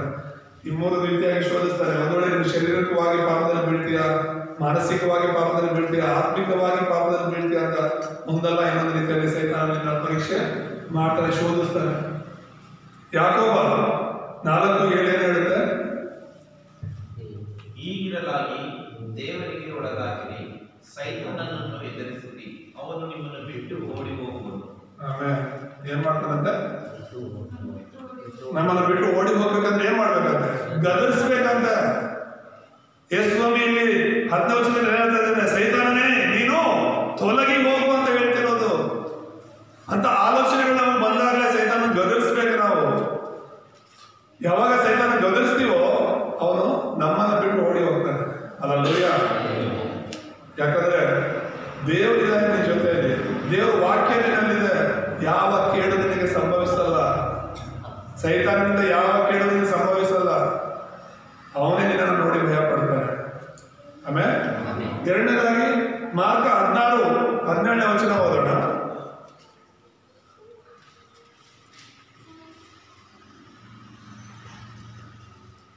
ಇದಲ್ಲದೆ ನಂಬುವವರಿಂದ ಈ ಸೂಚಕ ಕಾರ್ಯಗಳು ಉಂಟಾಗುವು, ನನ್ನ ಹೆಸರನ್ನು ಹೇಳಿ ದೆವ್ವಗಳನ್ನು ಬಿಡಿಸುವರು. ಆಮೇಲೆ ಏನಂತ? ಯೇಸುವಿನ ಹೆಸರಲ್ಲಿ ದೆವ್ವಗಳೇನಾಗುತ್ತಂತೆ? ಬಿಟ್ಟು ಹೋಗುತ್ತೆ. ನೀನು ಬಿಡಿಸ್ತೀಯ ಅಂತ, ನನ್ನ ಹೆಸರಲ್ಲಿ ನೀವು ದೆವ್ವಗಳನ್ನು ಬಿಡಿಸ್ತೀರಾ ಅಂತ ಹೊರಟು ಹೋಗಿ ನೀವು ಸ್ವಾತಂತ್ರ್ಯ ಸಾರಿದೆ. ಜನರು ದುರಾತ್ಮ ಪೀಡಿತರಾಗಿದ್ದಾರೆ. ಅವರ ಆಲೋಚನೆಗಳಲ್ಲಿ, ಅವರ ದೇಹದಲ್ಲಿ, ಅವರ ನಂಬಿಕೆಯಲ್ಲಿ, ಮೂಢನಂಬಿಕೆಗಳಲ್ಲಿ ದುರಾತ್ಮ ಪೀಡಿತರಾಗಿದ್ದಾರೆ. ಸೈತಾನನನ್ನು ನೀವು ಬಿಡಿಸಿ. ಜನರಲ್ಲಿ ಮೊದಲು ಯಾಕೋಬ 4:7 ನಾವು ಹೇಳ್ತಿರೋದೇನಂತಂದ್ರೆ ನಮ್ಮ ಬಳಿ ಕಾರ್ಯ ಮಾಡುವಂತ ಸೈತಾನ ಓಡಿಸ್ಬೇಕು. ಹಲ್ಲೆಲೂಯಾ. ಫಸ್ಟ್ ನಿನ್ನ ಬಳಿಯಲ್ಲಿ ಕಾರ್ಯ ಮಾಡಕ್ಕೆ ಬರುವಂತ ಸೈತಾನ ಓಡಿಸ್ಬೇಕು, ಅದು ತುಂಬಾ ಮುಖ್ಯ ಅಂತ. ಆಮೇಲೆ ಎರಡನೇದಾಗಿ ಇನ್ನೊಬ್ಬರ ಜೀವಿತದಲ್ಲಿರುವಂತ ಸೈತಾನ ಓಡಿಸ್ಬೋದು, ಇನ್ನೊಬ್ಬರ ಜೀವಿತಗಳಲ್ಲಿ ಕಾರ್ಯ ಮಾಡಿರುವಂತ ದುರಾತ್ಮನ ಓಡಿಸ್ಬೋದು. ನಮ್ಮಲ್ಲಿರುವಂತ ಸೈತಾನನ್ನೇ ನಾವು ಓಡಿಸೋದಕ್ಕಾಗಿದೆ, ಇನ್ನೊಬ್ಬರನ್ನ ಓಡಿಸೋಕೆ ಹೋದ್ರೆ ಆಗೋದಿಲ್ಲ. ಹಲ್ಲೆಲೂಯಾ. ಮತ್ತೆ ಮೂರನೇದಾಗಿ ರೋಮಾಪುರ 16:20 ವಚನ ಓದೋಣ. ಶಾಂತಿದಾಯಕನಾದ ದೇವರು ಶೀಘ್ರವಾಗಿ ಸೈತಾನನನ್ನು ಕಾಲು ಕೆಳಗಾಕಿ ನಿಮ್ಮ ಕಾಲು ಕೆಳಗೆ ಹಾಕಿ ತುಳಿಸಿ ಬಿಡುವನು. Hallelujah, hallelujah. ಏನಂತ ಹೇಳ್ತಿರೋದು ಇಲ್ಲಿ? ಒಂದು, ಸೈತಾನ ಓಡಿಸ್ಬೇಕು. ಎರಡನೇದು, ಜನರಿಂದ ಸೈತಾನ ಬಿಡಿಸ್ಬೇಕು. ಮೂರನೇದಾಗಿ ಒಂದು ದಿನ ಬರುತ್ತೆ, ಅದು ಶೀಘ್ರವಾಗಿ ಬರುತ್ತೆ. ಯಾವ ದಿನ ಅದು? ಸೈತಾನ ನಮ್ಮ ಕಾಲು ಕೆಳಗೆ ಹಾಕಿ ದೇವರು ತುಳಿಸ್ತಾನೆ. ಯಾವ ಸೈತಾನ ನಮ್ಮ ಜೀವಿತಗಳೆಲ್ಲ ಹಾಳು ಮಾಡ್ತಾ ಇದ್ನೋ, ಯಾವ ಸೈತಾನ ನಮ್ಮ ಜೀವಿತಗಳನ್ನು ಕೆಡಿಸ್ತಾ ಇದ್ನೋ, ಯಾವ ಸೈತಾನ ನಮ್ಮ ದೇಹ, ಮನಸ್ಸು, ಈ ಕಡೆ ಆತ್ಮಗಳನ್ನ ನಾಶ ಮಾಡಿ ನಿಜವಾದ ದೇವರನ್ನ ನೋಡದೆ, ನಿಜವಾದ ದೇವರನ್ನ ಆರಾಧನೆ ಮಾಡದೆ, ಈ ಲೋಕ ಸಂಬಂಧಪಟ್ಟವಾದ ವಿಷಯಗಳಲ್ಲಿ ನಡ್ಕೊಳ್ಳುವಂತೆ ಮಾಡುತ್ತ ಆ ಸೈತಾನವನ್ನ ಅತಿ ಶೀಘ್ರವಾಗಿ ನಿನ್ನ ಕಾಲು ಕೆಳಗೆ, ಯಾವ ಸೈತಾನ ಸುಳ್ಳು ಬೋಧಕನಾಗಿ, ಯಾವ ಸೈತಾನ ಸುಳ್ಳು ತಂದೆಯಾಗಿ ನಿನ್ನ ಜೀವಿತವನ್ನು ನಡೆಸ್ತಿದ್ನೋ, ತಲೆ ಮೇಲೆ ಕೂತಿದ್ನೋ, ನಿನ್ನ ಯಜಮಾನನಾಗಿದ್ನೋ, ಅವನ ನಿನ್ನ ಕಾಲು ಕೆಳಗಾಗಿ ತುಳಿಸ್ತಾರೆ. ಹಲ್ಲೆಲೂಯಾ. ನೀನು ಈ ರೀತಿಯಾಗಿ ಸೈತಾನ ನಿನ್ನಿಂದ ಭಯ ಪಡಬೇಕು ಅಂದ್ರೆ, ಸೈತಾನನು ನಿನ್ನಿಂದ ಓಡಿ ಹೋಗ್ಬೇಕು ಅಂದ್ರೆ, ಸೈತಾನ ನಿನ್ನ ಪ್ರಾರ್ಥನೆ ಮೂಲಕ ಇನ್ನೊಬ್ಬರ ಜೀವಿತದಲ್ಲಿರುವಂತಹ ದುರಾತ್ಮ ಓಡಿ ಹೋಗ್ಬೇಕಾದ್ರೆ, ಸೈತಾನ ನಿನ್ನ ಕಾಲ ಕೆಳಗಾಗಿ ತುಳಿಸಲ್ಪಡಬೇಕು ಅಂದ್ರೆ ನೀನು ವಾಕ್ಯದಲ್ಲಿರೋದು ತುಂಬಾ ಮುಖ್ಯ. ವಾಕ್ಯವೇ ಯೇಸು ಆಗಿದ್ದಾರೆ. ಹಲ್ಲೆಲೂಯಾ. ದೇವರ ವಾಕ್ಯವನ್ನ ಶ್ರದ್ಧೆಯಿಂದ ಕೇಳೋದು ತುಂಬಾ ಮುಖ್ಯ. ಆ ವಾಕ್ಯವನ್ನು ನಂಬೋದು ತುಂಬಾ ಮುಖ್ಯ. ಆ ವಾಕ್ಯದಂತೆ ನಡೆಯೋದು ತುಂಬಾ ಮುಖ್ಯ. ಹಲ್ಲೆಲೂಯಾ. ಸೊ ಹಾಗಾಗಿ ಯೇಸುವಿನ ವಾಕ್ಯವನ್ನ ಪ್ರತಿದಿನ ನೀವು ಓದಿ, ಪ್ರತಿದಿನ ಕೇಳಿ, ಆ ವಾಕ್ಯದಂತೆ ನೀವು ನೋಡ್ಕೊಳ್ಳಿ. ಕ್ರಿಸ್ತನಿಗಾಗಿ ನೀವು ಜೀವಿಸಿ. ಈ ಲೋಕದಲ್ಲಿ ಮನುಷ್ಯರೆಲ್ಲ ನಮ್ಮ ಶತ್ರುಗಳು, ಸೈತಾನ ಮಾತ್ರನೇ ಶತ್ರು. ಯಾರು ನಮ್ಮ ಶತ್ರು? ಸೈತಾನ ಮಾತ್ರ. ನಮ್ಮ ಜೀವಿತವನ್ನು ಹಾಳು ಮಾಡಬೇಕು ಅನ್ಕೊಂಡಿರೋ ಸೈತಾನ ಮಾತ್ರ. ಯಾಕಂದ್ರೆ ಯೇಸು ನಮ್ಮನ್ನ ಪರಲೋಕ ಕರ್ಕೊಂಡು ಹೋಗ್ಬೇಕು ಅಂದ್ರೆ ಸೈತಾನ ನಮ್ಮನ್ನ ನರಕ ಕರ್ಕೊಂಡು ಹೋಗ್ಬೇಕು ಅಂತ ಪ್ರಯತ್ನ ಮಾಡ್ತಿದ್ದಾನೆ. ಹಾಗಾಗಿ ಅವನ ಕೈಯಿಂದ ಬಿಡಿಸಕ್ಕಂತಾನೆ ಯೇಸು ಬಂದಿರೋದು. ನೀನು ಎಚ್ಚರವಾಗಿರೋದು ತುಂಬಾ ಮುಖ್ಯವಾಗುತ್ತೆ. ಹಲ್ಲೆಲೂಯಾ. ನೀನು ಎಚ್ಚರದಿಂದ ಇದ್ದು ದೇವರಿಗಾಗಿ ಜೀವಿಸಿ. ವಾಕ್ಯದಿಂದ ದೇವರು ನಮ್ಮನ್ನು ಆಶೀರ್ವಾದ ಮಾಡಿ ಪ್ರಾರ್ಥನೆ ಮಾಡ್ಕೊಳ್ಳೋಣ. ನಮ್ಮನ್ನು ಬಹಳವಾಗಿ ಪ್ರೀತಿಸುವಂತ ನಮ್ಮ ತಂದೆಯಾದ ದೇವರೇ, ನಿಮ್ಮ ಪರಿಶುದ್ಧ ನಾಮ ಸ್ತೋತ್ರವಾಗಿ ಈ ಸಮಯದಲ್ಲಿ ನಿನ್ನ ಸನ್ನಿಧಿಗೆ ಬರುವಂತ ಕೃಪೆ ನಾನು ಗ್ರಹಿಸಬೇಕಾಗಿ ಸ್ತೋತ್ರ ಸ್ವಾಮಿ. ದೇವರ ವಾಕ್ಯದಿಂದ ಜಯಿಸಿದೆ ಎಂಬುದಾಗಿ ನಿಮ್ಮ ವಾಕ್ಯವನ್ನು ನಾವು ಕೇಳಿದ್ದೇವೆ. ಆ ವಾಕ್ಯಗಳನ್ನು ನಮ್ಮ ಹೃದಯದ ಹಲಿಗೆಗಳ ಮೇಲೆ ಬರ್ಕೊಳ್ಳುವಂತೆ, ಯೇಸುವೇ ನಮ್ಮ ಕ್ರಿಸ್ತನಾಗಿ, ಯೇಸುವೇ ನಮ್ಮ ದೇವರಾಗಿ, ಯೇಸುವೇ ನಮ್ಮ ಯಜಮಾನನಾಗಿ ನಾವು ಜೀವಿಸಲಿಕ್ಕಾಗದೆ ಸಹಾಯ ಮಾಡಿದೆ. ಸೈತಾನನು ಶಾರೀರಿಕವಾಗಿ, ಮಾನಸಿಕವಾಗಿ, ಆತ್ಮಿಕವಾಗಿ ಪ್ರತಿದಿನ ಶೋಧನೆ ಮಾಡ್ತಿರ್ತಾರೆ. ಹೌದು ಸ್ವಾಮಿ, ಈ ಕಡೆ ಸೈತಾನ, ಈ ಕಡೆ ಮನುಷ್ಯರ ಮಾತುಗಳು ಪ್ರತಿದಿನ ನಮ್ಮ ಕಿವಿಗೆ ಬೀಳ್ತಾ ಇದ್ದಾರೆ. ಆದ್ರೆ ನಾವು ದೇವರೇ ನಿಮ್ಮ ಮಾತನ್ನ ಕೇಳುವಂತೆ, ನಿಮ್ಮ ಮಾತಿನಂತೆ ನಡ್ಕೊಳ್ಳುವಂತೆ ಸಹಾಯ ಮಾಡು. ಹಾಗೆ ಮಾಡಿದ್ದಕ್ಕಾಗಿ ಸ್ತೋತ್ರ. ಕ್ರಿಸ್ತನಾದ ಯೇಸುವಿನ ನಾಮದಲ್ಲಿ ಪ್ರಾರ್ಥಿಸಿ ಬಿಡುತ್ತೇವೆ.